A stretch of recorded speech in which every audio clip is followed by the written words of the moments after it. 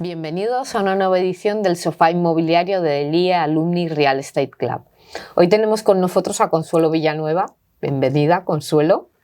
Consuelo es directora de Relaciones Institucionales de Sociedad de Tasación y Senior Advisor. Consuelo, un placer tenerte aquí. Te lo llevaba tiempo diciendo que quería que nos acompañaras, porque creo que eres un perfil muy relevante en el sector, pero que te muestras poco, ¿no? Quizás en algunas cosas. Y para que te podamos conocer, ¿nos cuentas tú quién es Consuelo? ¿Qué trayectoria has tenido? ¿Qué te ha llevado hasta aquí? ¿Cómo has llegado a ser directora en Sociedad de Tasación? Bueno, muchas gracias, Gemma, porque esto es un honor estar aquí en el sofá contigo. Pues soy arquitecto de formación, ya lo sabes. Tuve estudio durante 12 años, estudio profesional, haciendo casitas y otras cosas, planeamiento, otras cosas. Y una de las muchas crisis que ha habido unas cuantas, y más con los estudios pequeños era un problema, pues se nos llevó el estudio por delante.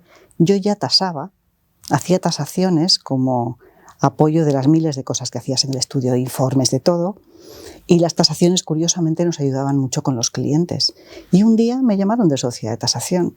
Dije, uy, eso de trabajar dentro de empleada en yo no sabía lo que era eso, un terror horroroso, y probé, me encantó y desde entonces estoy aquí. ¿Le cogiste gusto? Bueno, no sabes de qué manera. Yo creo que esa es una de mis señas de identidad. Todo aquello en lo que te metes, al final te metes con una intensidad, todo te gusta, todo te lleva. Y bueno, lo vas haciendo, te vas enredando y bueno, llegas aquí. Eso es todo. Yo creo que eso es algo que tenemos en común la gran mayoría de los arquitectos, que somos como muy pasionales cuando vamos profundizando en las cosas, ¿no? No puedo estar más de acuerdo contigo. Yo creo que esa es la seña de identidad. Somos profundamente curiosos y además nos enredamos con las cosas que nos gustan y casi te diría que nos gusta todo. Es una formación privilegiada. Sí. 100%. Totalmente.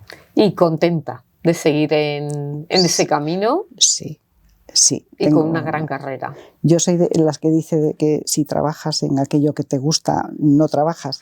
No es verdad, pero casi. Casi. Sí. Ya es un gran paso. Y en toda esta trayectoria, ¿cuál es el mejor consejo que te han dado? Yo me quedo con todos los consejos, pero si alguno es... no desperdicies una oportunidad. Estate alerta para reconocerlas, porque pasan. Y es bonito vivir mirando dónde hay una oportunidad. ¿Y tú has apostado por las oportunidades cuando crees que han pasado por tu puerta? Ya te digo que entré en sociedad de tasación. Sí, creo que sí. Y aparte de esa buena decisión, ¿de qué te sientes más orgullosa en toda tu trayectoria profesional? Pues yo creo que en haber hecho realidad eso de lo que estábamos hablando. Cuando me dieron la responsabilidad de abrir la delegación de Madrid por primera vez, era la primera mujer con un puesto de ese tipo en sociedad de tasación. Había abiertas varias delegaciones, pero no había ninguna mujer, así que bien.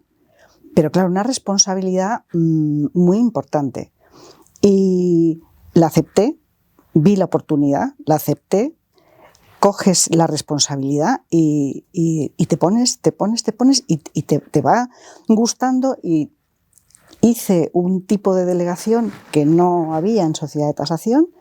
Digamos que me inventé una serie de cosas que me gustaron, me dejaron equivocarme, importantísimo en una empresa, me dejaban equivocarme, no me equivoqué mucho, pero me dejaron, y yo creo que por eso todavía le coges más el gusto a las cosas, y cada vez que he ido pasando por un puesto o por otro, la verdad es que han sido puestos, pues en este caso pionera en este sentido en la delegación de Madrid, pero después iniciamos el departamento de atención a empresas y particulares dentro de sociedad de tasación y tuve yo esa responsabilidad, o sea, fui como abriendo camino y esa... que es como hacer un proyecto. Esa parte de lo analizas, lo estudias, lo pones, como montar una empresa, vas haciendo lo tuyo y te dejan, yo creo que eso es de lo que estoy más orgullosa. ¿Y el que te dejen disminuye el vértigo que da el iniciar cosas nuevas? No. No, el vértigo lo tienes ahí. Lo que pasa es que cuentas con la confianza de que si en algún momento algo no va del todo bien, puedes corregir. Y ahí es donde hay un aprendizaje, además. Creces. Y eso siempre es bueno para ti y para la empresa. Las dos cosas. Hay que dejar tiempo y margen, ¿no? Para que la gente haga esos procesos. ¿Y hay algo que cambiarías o alguna decisión que hubieras tomado diferente? No. Yo creo que te arrepientes o cambiarías aquellas cosas de las que no has conseguido sacar algo. Todo aquello de lo que aprendes, con lo que creces personal y profesionalmente, todo te lo llevas en tu mochila y te hace ser mejor y mejor profesional. Entonces, no cambiaría nada. ¿Y hay algo que te quede por hacer en mitad de esta curiosidad infinita? A ver, yo, como me dicen por ahí, soy un clásico en el sector. Yo creo que no. Si me queda algo es por pintar una cosa en mi casa, pero vamos, nada más. No, yo creo que no. ¿Y hay algún proyecto o alguna transacción o algún proceso en el que te hubiera gustado estar?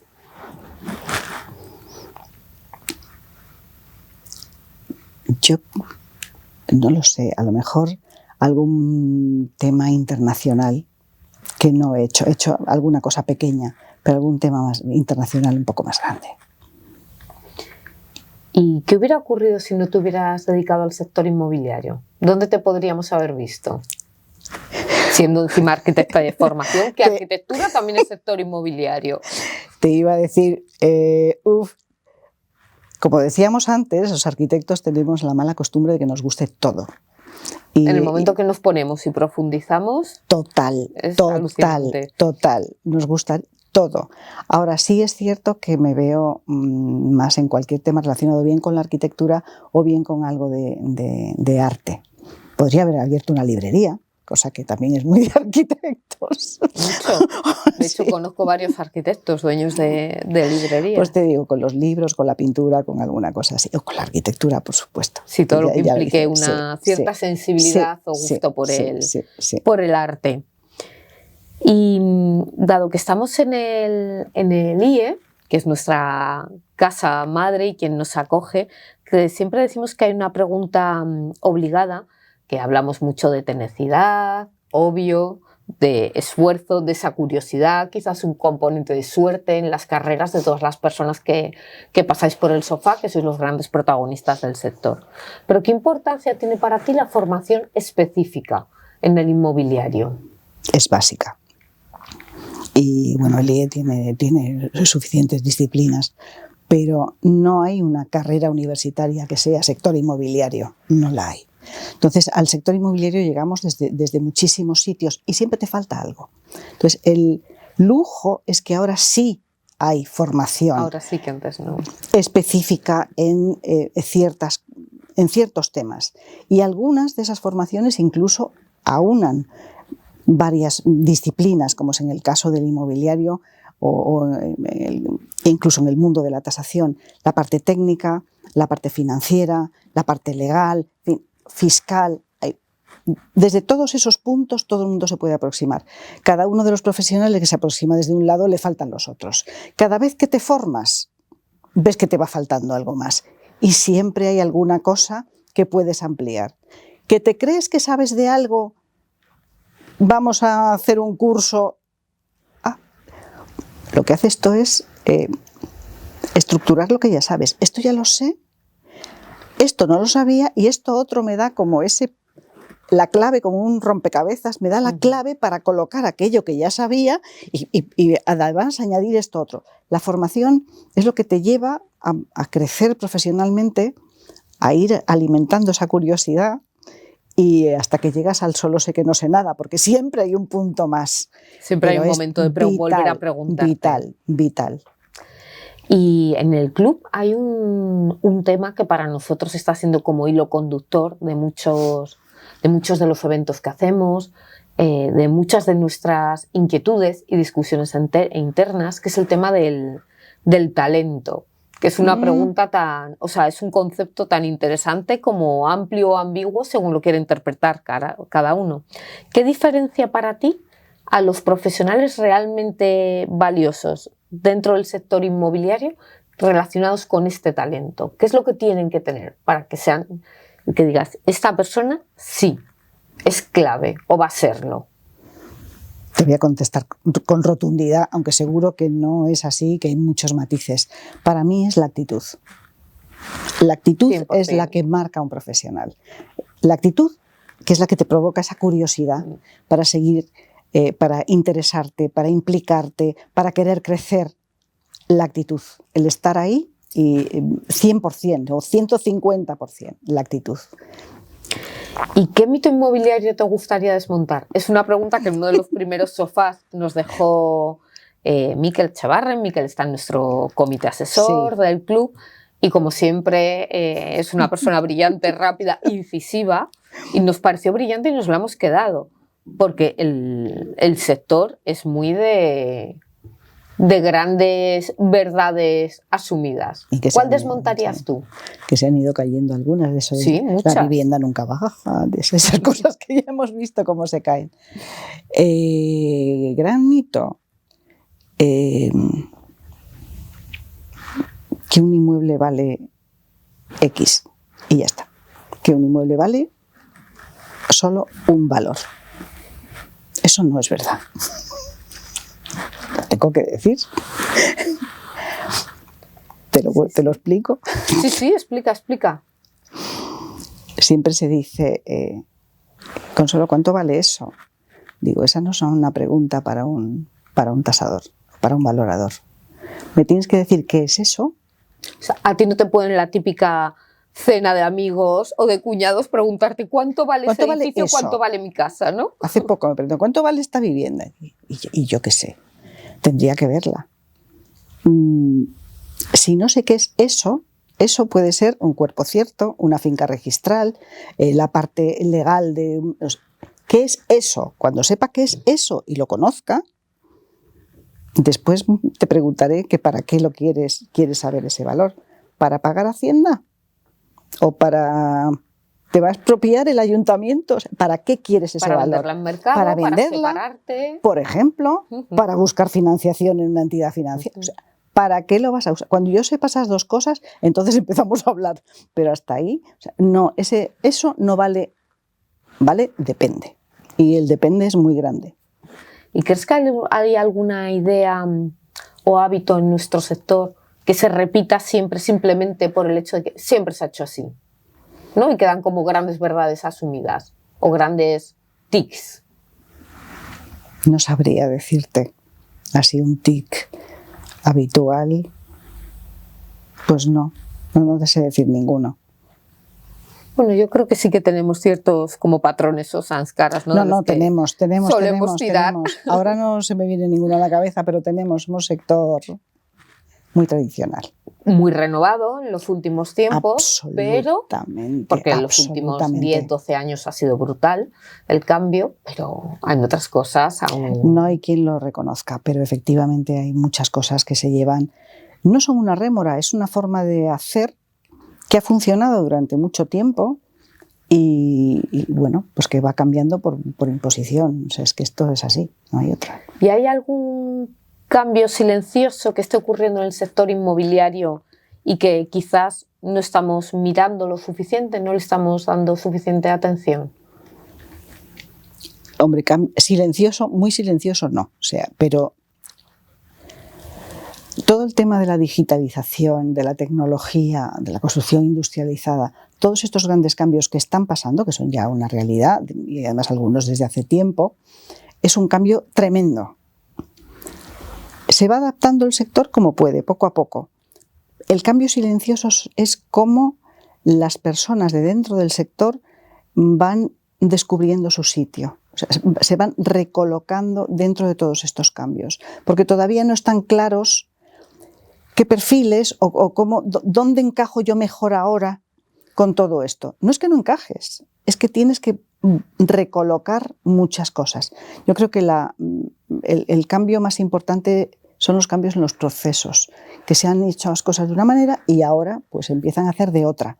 Pero hasta que no encontremos un de otra, de una forma recurrente y habitual, y todas las promotoras vuelven a hacer las cosas todas de la misma forma, de otra, pero de la misma forma, eso todavía no pasa, lógicamente. Y estamos en ese momento en que unas funcionan de otra manera, otras funcionan de otra, se comercializa de una forma, pero no siempre. Esto tendrá que llegar a un momento en que se vaya... Se crearán unas nuevas formas globales, ¿no? Exacto. Y ahí las personas, los perfiles, tendremos que ir ajustándonos. Ese es el silencioso, el otro es el escandaloso. Y pasando a las preguntas que nos han dejado los socios para ti, ¿crees que, bueno, esto es un clásico y lo han preguntado varias personas por tu empresa y a lo que te dedicas? ¿Crees que alguna vez veremos transparencia de verdad en los precios finales de las transacciones? Me encantaría. Tuvimos una oportunidad con Sareb. Yo lo pregunté. A ver, esto nos vais a decir. El precio es difícil. En una sociedad como la nuestra es muy complicado. Aquí hay cosas de las que no se hablan y el dinero y el precio se hace poquito a poco, algún avance, pero de forma general a medio plazo no lo veo. ¿Y en información pública?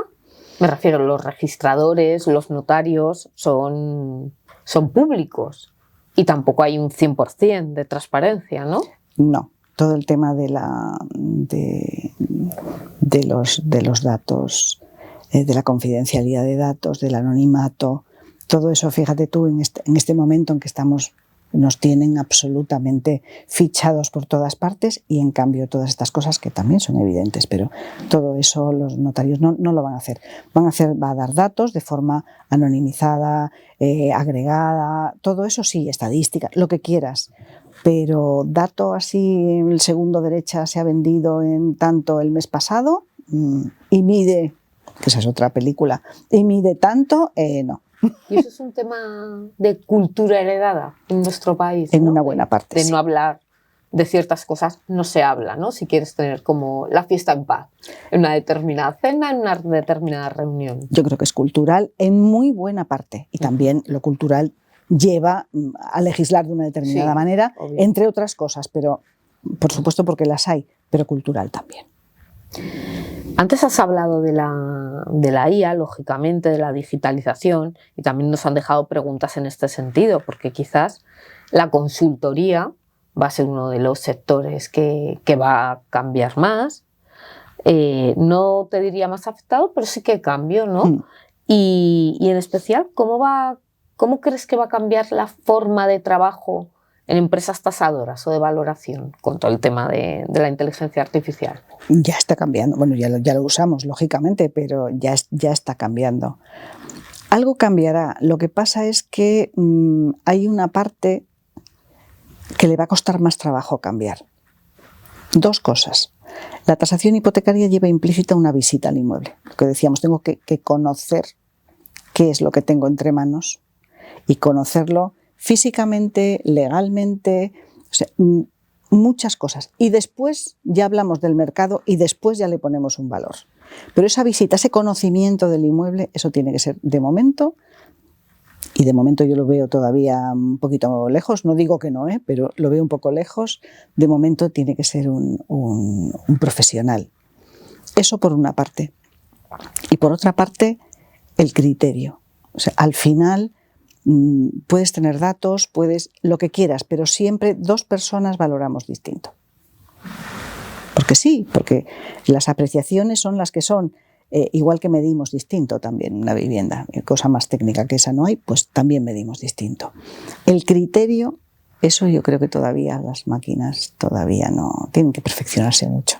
Sí, con eso del criterio me ha venido a la cabeza cuando yo comencé a trabajar haciendo un proyecto de obra nueva. Me acuerdo de estar con el topógrafo en el terreno y me comentaba como que me interesaba más, ¿no? Que saliera. Y dije, bueno, pues lo que dé. acabas de terminar y te crees que la topografía son las tablas de la ley. Me dijo, la topografía es una ciencia muy relativa. Pues entiendo que en esto es igual, ¿no? Que hay un criterio, como hay una parte todo, interpretable, ¿no? totalmente, 100%. totalmente. Y esta es una pregunta que la han dejado quizás así como más de soslayo, pero que a mí me interesa especialmente, quizás porque estoy más en el sector hospitality, en el sector del flex, donde el valor va muy ligado, el valor de un activo, al negocio, ¿no? Que se hace en él.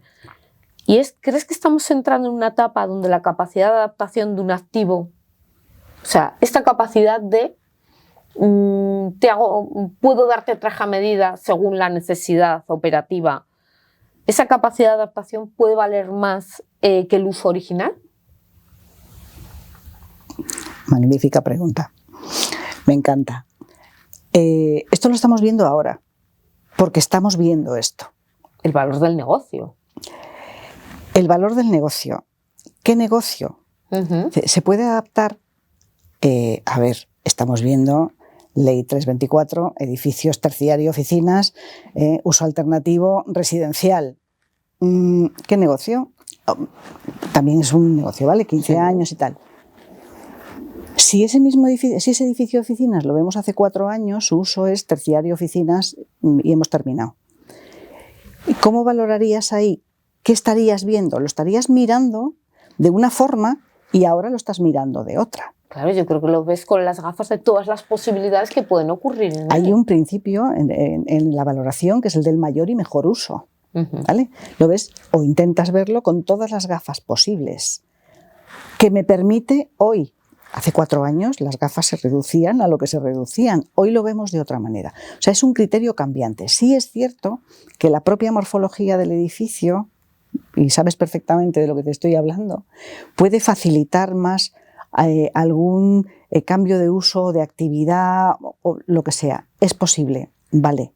Pero luego también cada uso, el terciario de oficinas, muchas veces con las características de los usos residenciales no acaba de encajar, ¿vale? Por muy buena que sea la planta del edificio, lo que sea. No siempre es cierto. En parte sí. Hay algunos edificios que por sus características morfológicas podrían tener algún otro uso alternativo que bien, pero a lo mejor no está aprovechando la edificabilidad o tal en su momento. Sí, pero ahora con el tema de la construcción industrializada, en el que muchas veces lo que hace son pues muros portantes con forjados con grandes luces y liberas todo el espacio interior de pilares o de otros elementos que puedan entorpecer precisamente esas adaptaciones, pues a lo mejor hay más facilidad en ese sentido. Pero volvemos a lo mismo, cada solar es diferente, lo aprovechas de forma distinta, tienes que ir a la edificabilidad máxima. Aquí somos así, nos vamos a tope, y eso muchas veces te deja un poco con el paso cambiado para otros usos alternativos. Para luego revertirlo o cambiar. Eso es. ¿Y para qué usos? Hoy son unos, pero no sabemos cuáles van a ser dentro de un tiempo. ¿Y el valor del contenedor frente al negocio que se produce en él? Esa es la pregunta del millón. Bueno, eso es lo que hacen las tasaciones para garantía hipotecaria. La entidad financiera se fija en el inmueble. Y en cambio, un comprador se fija en el negocio. Yo se lo comentaba a una entidad financiera.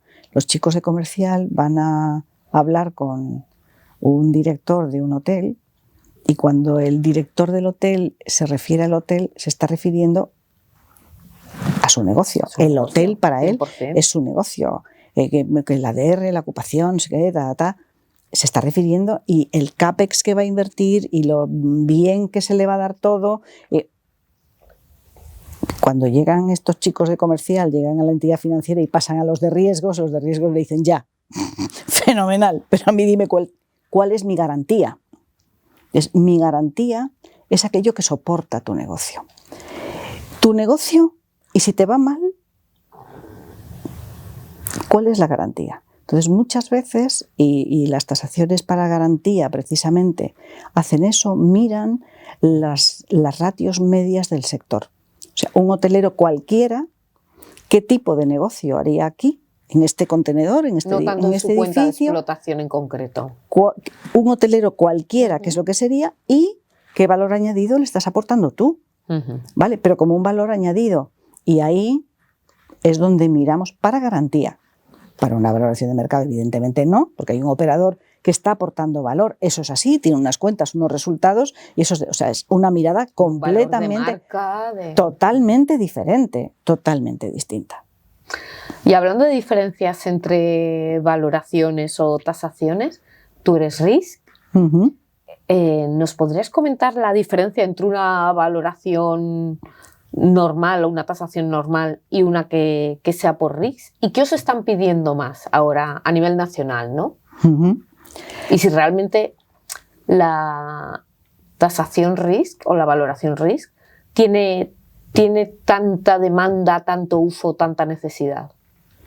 Cada vez se va demandando más. También están viniendo más fondos internacionales y más financiación alternativa.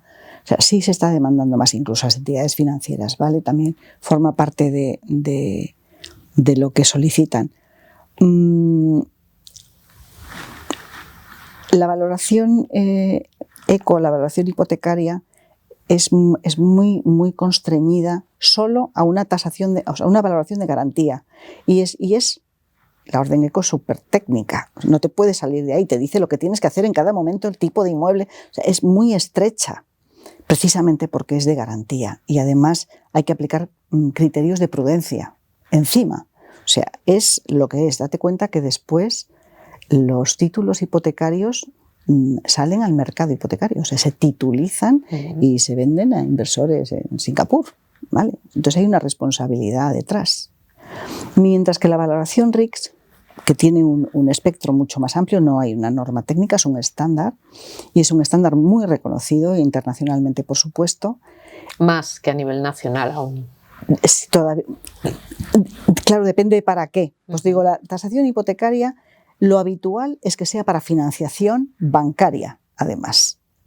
La valoración RICS se abre a muchas más tipos de valoración para las compraventas de inmuebles en explotación. Una valoración RICS es un poco lo que te comentaba. Lo que estás viendo es cómo está funcionando ese inmueble por el negocio que hay sobre él. Entonces es una mirada completamente diferente. Nos están pidiendo en muchas ocasiones las dos, porque por una parte se mira cómo está funcionando ese activo con el operador correspondiente y con todo su contexto, pero por otra parte muchas veces les gusta la figura de la hipoteca. La hipoteca funciona, es estupendo, es un derecho que se inscribe en el registro de la propiedad y para inscribir una hipoteca necesitas una valoración eco, o sea, una tasación hipotecaria. Entonces nos piden las dos. Y vosotros que veis tantas cosas, pero también tu opinión personal, ¿qué tendencia inmobiliaria crees que está hoy en día más sobrevalorada? O sea, es que también vamos por modas. Totalmente, vamos por modas. Sobrevalorada, difícil. Sobrevalorada, no lo sé. No lo sé realmente. Vamos por modas, el estilo de vida va cambiando y nos vamos apuntando a otras cosas que hay que ensayar, que se quedarán, que hay que ensayar y se quedarán ocupando el sitio que les corresponde. Entonces, ahora mismo todavía vamos probando. Una muestra es el Flex Living, que conoces perfectamente. Las entidades financieras todavía no acaban de verlo del todo, ¿vale? No pasa nada, llegará y ocupará su lugar y se conocerá mucho más de cómo funciona ese activo, pero le falta todavía un poquito de recorrido. No es que esté sobrevalorado, ni muchísimo menos, o sea, es algo que evidentemente hace falta y es un tipo de activo que funciona perfectamente, pero todavía le falta un poco de recorrido, sobre todo para las entidades financieras. Que son... para que lo consideren como maduro, ¿no? Totalmente. ¿Y crees que hay alguna conversación incómoda que el sector evite tener o poner sobre la mesa? Esto de no hablemos del elefante rosa en la habitación. el elefante rosa en la habitación es el... Voy a ser malísima. Es el precio del suelo de la vivienda protegida. Y una palabra que no se puede pronunciar es el tercer sistema de gestión: cooperación, compensación y expropiación. Esa es una palabra que no se puede pronunciar. Pues está muy mal visto. Muy a mal nivel visto. social. No. Y además, digamos que con razón, ¿vale? Sí. Pero es uno de los sistemas de gestión de suelo. Y bueno, ahí está, es uno más. Bueno, está legislado, otra cosa es como lo veamos.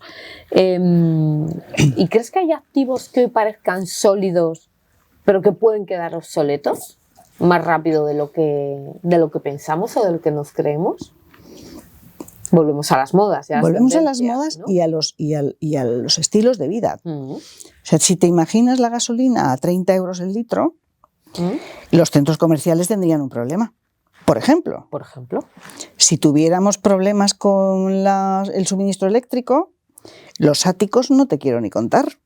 O sea, a ver, no es tan fácil.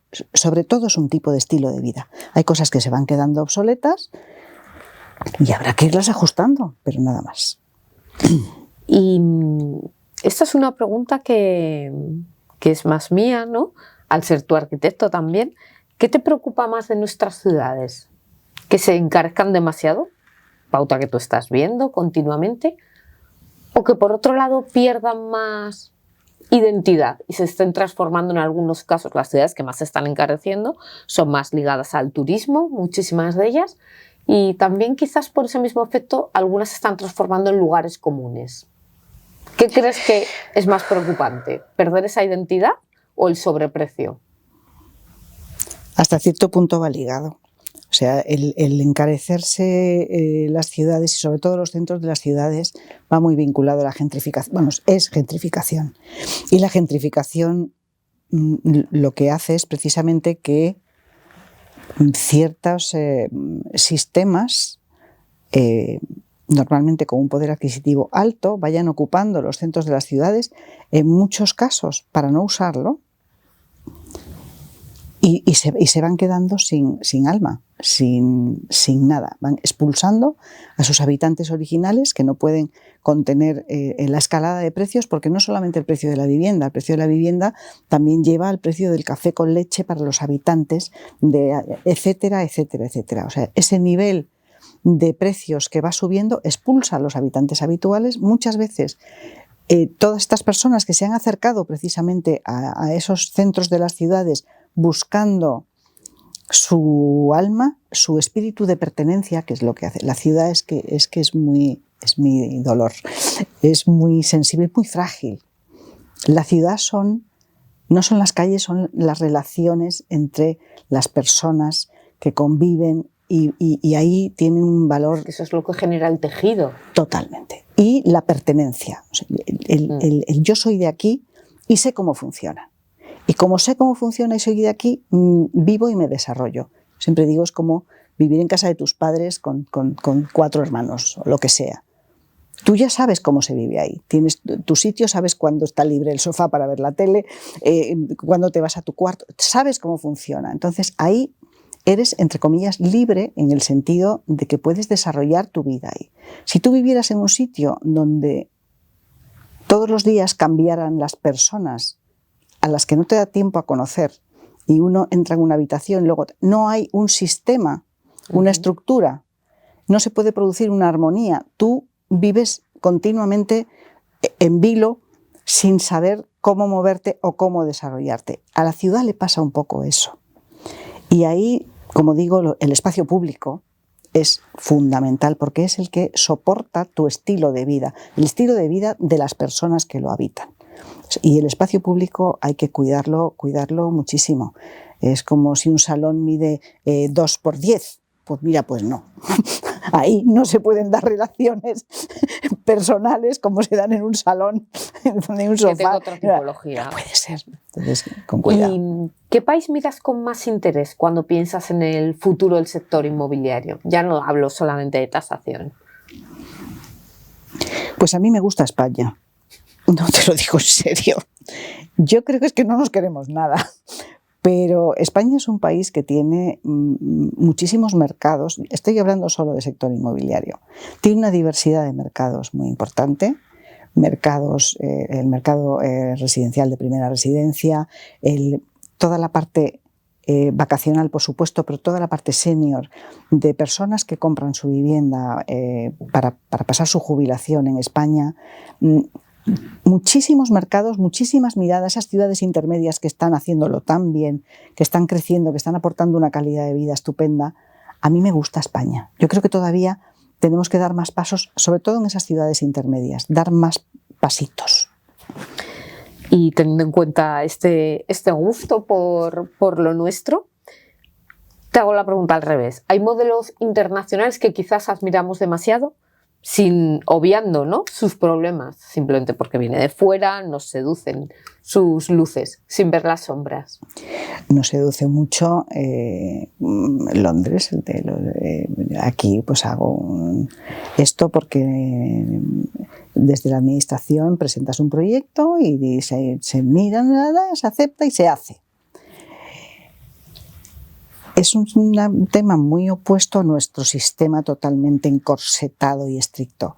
A mí me parece que conseguir algo intermedio, y me refiero a intermedio porque aquello, con ese nivel de incertidumbre, puede dar lugar, en España sería muy complicado, podría dar lugar, en España te puedes imaginar, a todo tipo de ser amigo de, a ver si Pepe me deja, pues en vez de a Pepe díselo a Juan.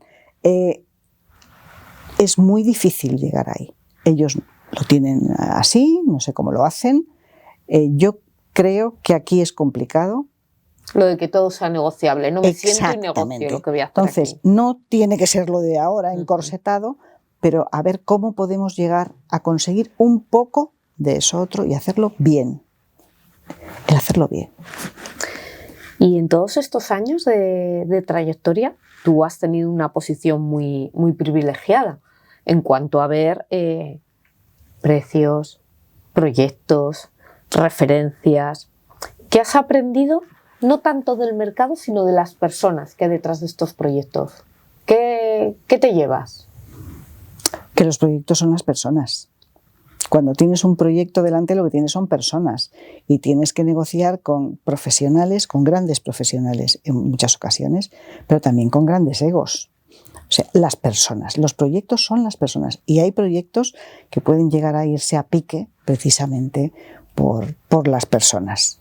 Entonces, los proyectos son las personas, claramente. ¿Y te has encontrado en alguna ocasión algún tipo de situación vuestra o de la que seas conocedora, que precisamente por esa voluntad de una persona intransigente o querer conseguir más, se ha llegado a un punto de ruptura? ¿O de no entender vuestro papel? De no entender nuestro papel. Eso es... alguna vez ha pasado y es doloroso, doloroso. Porque siempre te queda el punto de no haber sabido gestionarlo, ¿no? Exacto. O ver su parte. Cuando se llega ahí, el proceso es muy largo y lo intentas de todas las maneras, pero siempre te queda el punto de ¿y por qué no? Pero volvemos ahí. Son personas y ya está. Al final el sector inmobiliario personas, vamos a ver, lo constituimos personas y lo hacemos personas. Por supuesto. Y antes has comentado si no fueras o no estuvieras en el sector inmobiliario, te hubieras dedicado a algo creativo, la librería, el arte o el diseño. Con mayor motivo, ¿qué 3 libros qué libros nos recomendarías? Que no tienen por qué ser inmobiliarios. Yo leo poco inmobiliario. He leído mucho. Escaparate de tu librería. He leído mucho, pero hace tiempo que no leo. ¿Hay que descansar que no leo del sector. Me gustan otras cosas. El libro que... A ver, hay un libro que me marcó hasta cierto punto y lo leí ya con una cierta edad. Con la edad lees a los clásicos, los entiendes mucho mejor, porque cada libro es diferente, depende de la edad en la que lo leas. Eso da gusto porque puedes releer un montón. La rebelión de las masas. de Ortega y Gasset, no solo por el contenido, me pareció increíble, sino por la estructura del libro. O sea, el cómo, esa manera, esa forma de pensamiento, cómo se estructura, cómo va definiendo perfectamente paso a paso, cómo te va llevando con una lógica increíble hacia lo que quiere explicar. La estructura es impresionante. Y luego la ética, no recuerdo cómo se llama la autora, es una autora. Me gustó cómo la ética tiene un coste tanto de sufrimiento como en dinero. Y está otro libro, bueno, el que estoy leyendo ahora, estoy leyendo la Eneida, no sé, de Virgilio. Te digo que los clásicos son muy interesantes. Sí, sí, sí. ¿Me vas a seguir hablando, Gemma? No, me parece súper interesante porque además la mayoría de la gente que está pasando por este sofá, lo que vemos es que en el sector inmobiliario hay un gusto por los libros de historia, pero realmente importante. Y yo personalmente, y como tú dices, según van pasando los años, leo novela, que me encanta, pero estoy leyendo mucha filosofía. Exacto. Porque me aporta muchísimo y obviamente le doy una interpretación claramente diferente que cuando la he tenido que leer en el colegio, ¿no? Y ahora lo hago por gusto, no porque quiera sacar buena nota en filosofía desde hace tiempo y me aporta mucho. Y eso, hay que cumplir años para poder leerlos. Y una visión radicalmente diferente.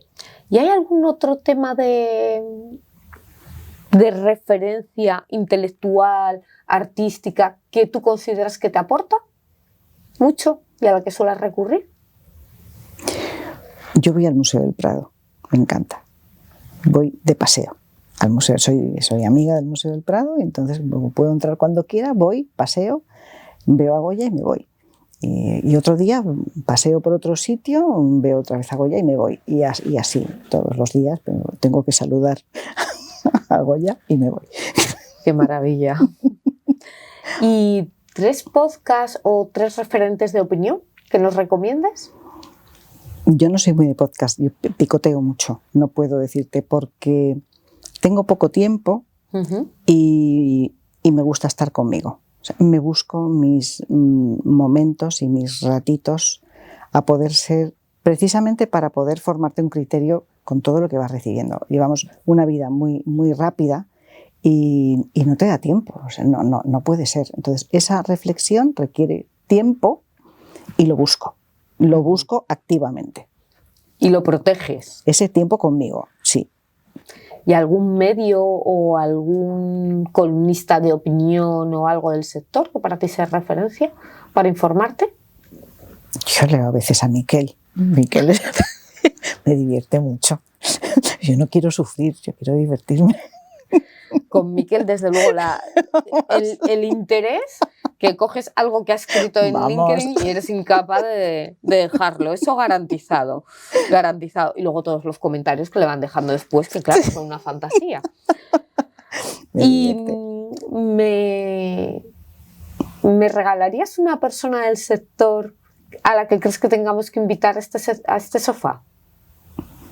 Tú que conoces tantísima gente que no haya pasado por aquí y que sea interesante. Yo te recomendaría, o me gustaría que entrevistaras a Leticia Pérez Márquez, la directora general de Dacia. Yo creo que Leticia tiene que pasar por aquí. Un súper perfil. Tiene que pasar por aquí. Un súper perfil. Pues muchísimas gracias, Consuelo. Ha sido totalmente un placer. Me quedo con ese comentario, esa reflexión que nos has hecho de qué importante es que nos dejen equivocarnos, sí, con la pasión en las cosas, que eso es lo que marca la diferencia, el entusiasmo, y cómo incluso a la hora de hacer una tasación todo tiene un punto relativo y como la importancia del sector y el ojo crítico siguen siendo las personas. Muchísimas gracias. Muchísimas gracias a ti, Gemma. Gracias.